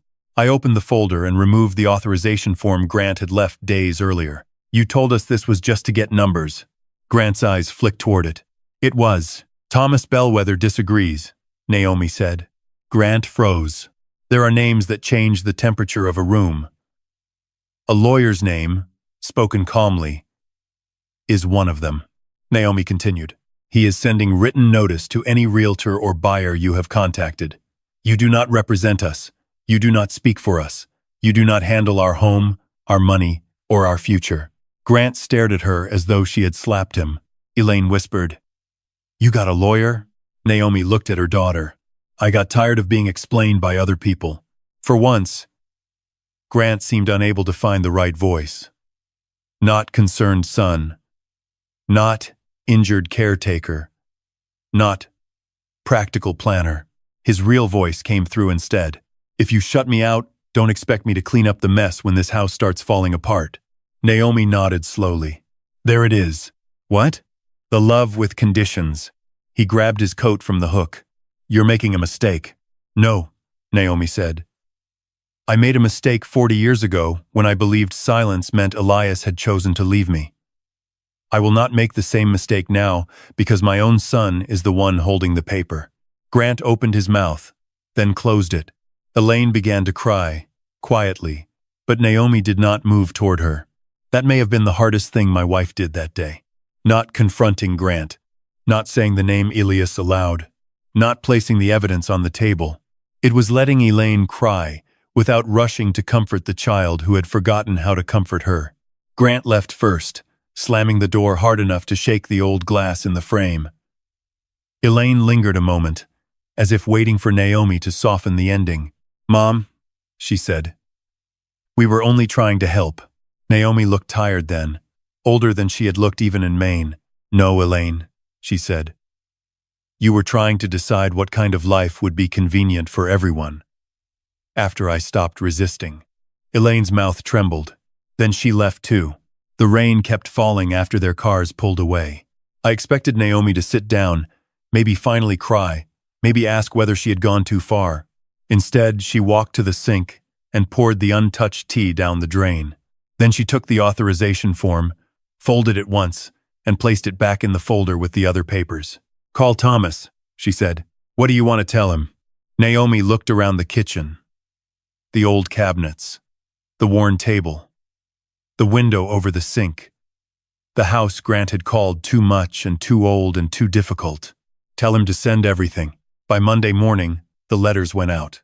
One to Grant, one to Elaine, one to the realtor whose name Patty had found in Grant's paperwork, one to a potential buyer Grant had apparently contacted before we had agreed to anything. Thomas's wording was calm, exact, and impossible to misunderstand. Leonard and Naomi Whitcomb had not authorized Grant Whitcomb to represent them in any real estate transaction. Any prior informal communication was revoked. No sale, listing, inspection, escrow process, or buyer negotiation could proceed without direct, written, independently advised consent from both owners. Patty came by that afternoon with copies of 2 emails she had found printed inside Grant's folder. He must have forgotten them when he left the papers after Sunday dinner. One line stood out. The old folks are emotionally attached, but we'll get them there. Naomi read it once. Then she placed it flat on the table. The sentence did not make her cry. It made her still. Grant had not seen us as stubborn parents, grieving people, or homeowners with rights. He had seen us as obstacles on the way to an outcome already promised. Naomi tapped the page gently. "This," she said, "is what Aunt Lorna would have written if email existed." I sat beside her and looked at the words. The old folks. Not Mom and Dad. Not Leonard and Naomi. The old folks. By then I understood something I had not wanted to understand before. Grant had not suddenly become a different man when the letter arrived. The letter had only revealed the man who had already been preparing the road. That evening, the realtor called our house. Her name was Denise Caro, and she sounded nervous enough to speak too fast. She said she had received Thomas Bellwether's letter and wanted to make it clear that she had not known Grant lacked authority. She had been told we were emotionally resistant but in agreement. She apologized twice and said she would not have further contact with Grant regarding our property. After I hung up, Naomi stood by the window looking out at the dark yard. For the first time in days, the house felt like it had taken a breath. Grant had not been defeated. Not yet. But the road he had been building under our feet had been blocked. And Naomi, who had once been written out of one house by someone else's papers, had just signed nothing and stopped herself from being written out of another. The courthouse in Brattleboro did not look like a place where a family could break. It looked ordinary. A brick building with wet steps, brass handrails polished by decades of palms, and an American flag moving in the cold wind above the entrance. People came and went carrying folders, coffee cups, umbrellas, and tired expressions. To anyone passing on the sidewalk, it was just another Monday morning in town. But to Naomi, it was the place where our children would have to hear the one thing they had tried hardest not to accept. We were still ourselves, not confused, not helpless, not property to be managed. Thomas Bellwether met us near the security line. He wore the same tweed jacket, though this time with a dark overcoat and a folder tucked under one arm. Patty stood beside him, not as our attorney, but as someone who had helped us gather the pieces before the law knew where to place them. She gave Naomi a small nod. Patty was not a woman who hugged in public. That nod was her version of taking someone's hand. "You ready?" Thomas asked. Naomi looked down at the purse she held against her side. Inside it were 3 things she had insisted on bringing herself. Elias's letter, her mother's excerpt from the parish archive, and the brass key in its gray cloth pouch. "No," she said, "but I'm here." Thomas gave a faint smile. That is usually enough. The hearing was not held in a grand courtroom. It took place in a smaller probate room on the 2nd floor, with pale walls, a long table, 2 rows of chairs, and a judge's bench that seemed too plain for the weight of what was about to be said. Grant was already there. He sat with his arms crossed, jaw tight, dressed in a charcoal suit that belonged in a boardroom more than a courthouse. Elaine sat beside him, wearing a dark coat and holding a tissue she had twisted until it looked like a string. She did not meet Naomi's eyes. Grant had brought an attorney, a younger man named Peter Lyle, who looked polished in the way of men who were used to arguing procedure before they understood pain. He greeted Thomas professionally, then glanced at us with the cautious expression of someone who had been told one version of a family and was beginning to suspect there might be another. At 10 o'clock, the judge entered. Judge Margaret Cale was a compact woman in her late 60s, with steel-gray hair pulled back neatly and reading glasses resting low on her nose. She had the calm, practical air of someone who had spent years listening to people dress greed in words like concern, safety, and responsibility. Everyone stood. Then we sat. Thomas began simply. He was not dramatic. He did not accuse Grant of crimes. He did not call Elaine cruel. He laid out the narrow issue before the court. Leonard and Naomi Whitcomb were competent adults, owners of their home, and no child or third party had authority to speak for them in matters of real estate, finance, or residential placement without their direct consent. Then he placed the timeline in front of the judge, the family dinner, the unsigned authorization form, the certified letter from Merritt and Snow, Grant's signature recorded in Calvin Rusk's route log, the torn envelope scraps, the trip to Harbor Wren, the emails to the realtor and buyer, the line Grant had written, "The old folks are emotionally attached, but we'll get them there." Judge Cale read that line twice. She looked over her glasses at Grant. He shifted in his seat. His attorney stood. "Your Honor, my client's position is that his actions were motivated by concern. Elderly parents often resist necessary transitions, and adult children are placed in difficult positions when safety issues arise. The judge looked at Naomi. Mrs. Whitcomb, do you feel unsafe in your home? Naomi sat straight beside me. No, Your Honor.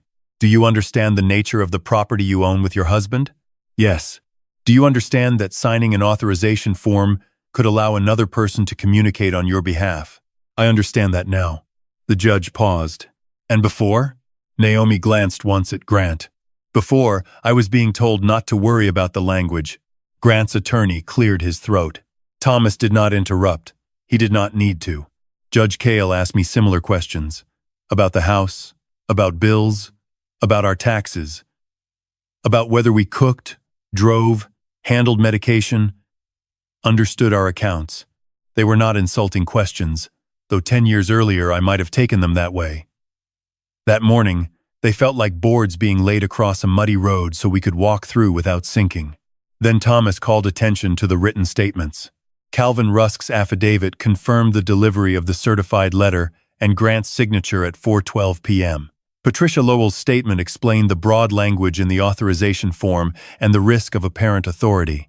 Denise Caro, the realtor, had submitted a letter confirming she had been told we were emotionally resistant, but in agreement, though she had never received direct written consent from either of us. Audrey Snow appeared by video from her office in Maine.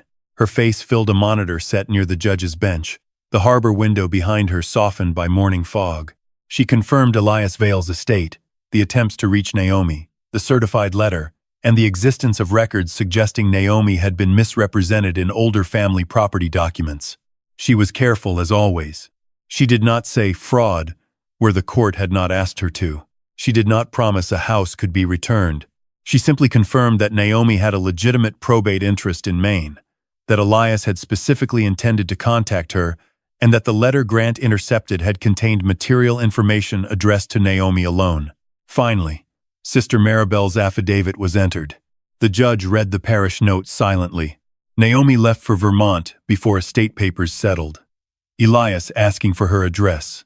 Lorna says unnecessary. For the first time that morning, Elaine looked at her mother. Not at the folder. Not at Thomas. Not at Grant. At Naomi. Something in her face changed then, but it came too late to spare anyone. Grant's attorney tried to redirect the issue back to safety. My client had concerns about his parents' ability to manage a large rural home, he said. That concern may have been expressed imperfectly, but it was not malicious. Judge Cale set down the paper she had been reading. Concern does not authorize concealment of mail, she said. Concern does not authorize representations to real estate professionals that consent exists where it does not. Concern does not turn adult parents into assets to be repositioned. The room became very quiet. Grant looked at the table. His confidence had not disappeared completely. Men like Grant rarely lose it all at once. But it had lost its polish. There were scratches in it now. Then the judge asked Naomi if she wished to speak. Naomi opened her purse. I knew what she was reaching for before I saw it. She took out the gray cloth pouch, untied the faded ribbon, and placed the old brass key on the table in front of her. It made the smallest sound, barely more than a tap, but everyone in that room heard it. This key does not open anything anymore, Naomi said. Her voice was calm, but not cold. It belonged to the house where I grew up in Maine. My brother kept it for 40 years after we were separated by lies and papers. I came here today because my son tried to keep another paper from me, another house. Another decision made around me, not with me. Grant's face tightened. Naomi did not look at him. I am not here to punish my children. I am here to stop them from practicing on me what someone once did to my brother and me. She placed her hand over the key. I lost Elias before I knew he was looking for me. I will not lose the rest of my life, while people who claim to love me decide what I am allowed to know. No one moved. The judge watched Naomi for a long moment. Then she nodded once. The ruling came without drama. Judge Cale found that Leonard and Naomi Whitcomb were competent to manage their own affairs. Grant Whitcomb had no authority to represent them in any real estate, financial, medical, or residential transition matter. Any prior informal communication suggesting otherwise was void unless confirmed directly by both owners with independent counsel. Realtors, buyers, escrow agents, and related parties were ordered to cease all communication through Grant regarding our property. She also approved the updated emergency contact filings and noted that any further attempt to interfere could result in additional protective orders. Grant did not go to jail. Elaine was not publicly shamed. There were no handcuffs, no shouting, no reporters waiting outside. But Grant lost the one thing he had been building quietly for weeks: control. After the hearing, he approached Naomi in the hallway. For a moment, I thought he might apologize. He looked at the key still in her hand, then at her face. "You're really going to let lawyers turn you against your own family?" he asked. Naomi looked tired. Not weak. Tired in the way a person is after carrying something heavy for too many years and finally setting it down. "No, Grant," she said. "I let silence do that once. I won't let pressure do it now." He had no answer. Elaine stood a few feet behind him, crying softly. This time, Naomi did look at her. Not with the old automatic tenderness, but with something sadder and more honest. "I love you," Naomi said. "But love does not give you permission to manage me." Elaine covered her mouth and looked away. We left the courthouse in a cold wind that smelled of wet leaves and stone. A week later, Thomas helped us update our estate plan. The money from Elias's estate was placed into a trust designed to protect Naomi's independence and our life in the Vermont house. The cottage in Harbor Wren would be maintained for a time while Naomi decided what she wanted to do with it. We did not rush that decision. Some doors deserve patience even after they open. Naomi also made one choice that surprised me only because I should have expected it. She asked Audrey and Thomas to help establish the Vale Home Restoration Fund. It would not be large at first. Nothing flashy. No banquet. No photograph in the paper, unless Naomi could avoid it.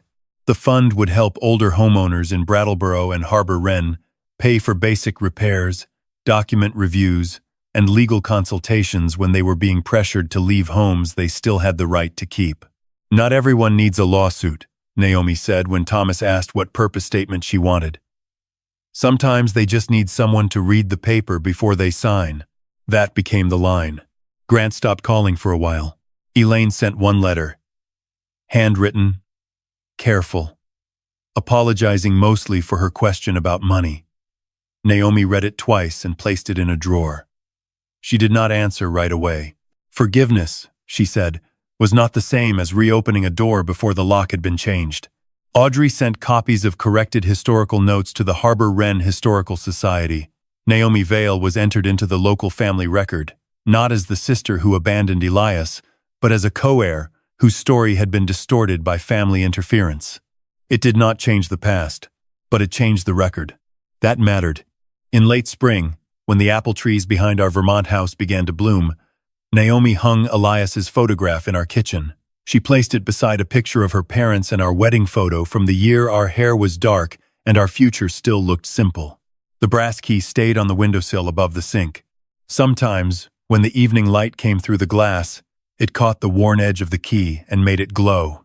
It did not open the White House by the harbor anymore. It did not give Naomi back 40 years. It did not turn Grant into the son she wished he had been, or Elaine into the daughter who had asked the right question when it mattered. But it opened something else. A truth. A name. A silence that had finally ended. One afternoon, I found Naomi on the back porch, wrapped in a sweater, watching the apple blossoms move in the wind. I brought her tea and sat beside her. For a long while, neither of us spoke. Then she said, "I used to think Elias left me." "I know." She looked toward the yard, where petals were beginning to fall like soft white rain. "Now I think he waited as long as he could." I reached for her hand. The house behind us creaked in the spring wind, old and stubborn and still ours. Naomi smiled faintly. Not because everything had been healed. Some things never heal completely. But peace does not always require a wound to vanish. Sometimes peace comes when the wound finally knows the truth about how it was made. My wife looked out at the trees and whispered her brother's name. Elias. This time it did not sound like a question. It sounded like someone had finally answered, Sometimes justice does not arrive with noise. Sometimes it comes quietly, through a letter found too late, a name restored to the record, and the courage to say, "I still have the right to choose my own life." Naomi could not get back the 40 years she lost with Elias, but she did get back the truth. And sometimes, by God's grace, truth is the first door peace walks through. In our own lives, may we never mistake silence for consent or age for weakness.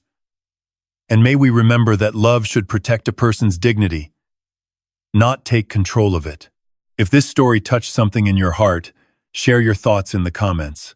And if you believe quiet justice still matters, please subscribe and stay with us for the next story. May peace find your home, your memories, and every unfinished place in your heart.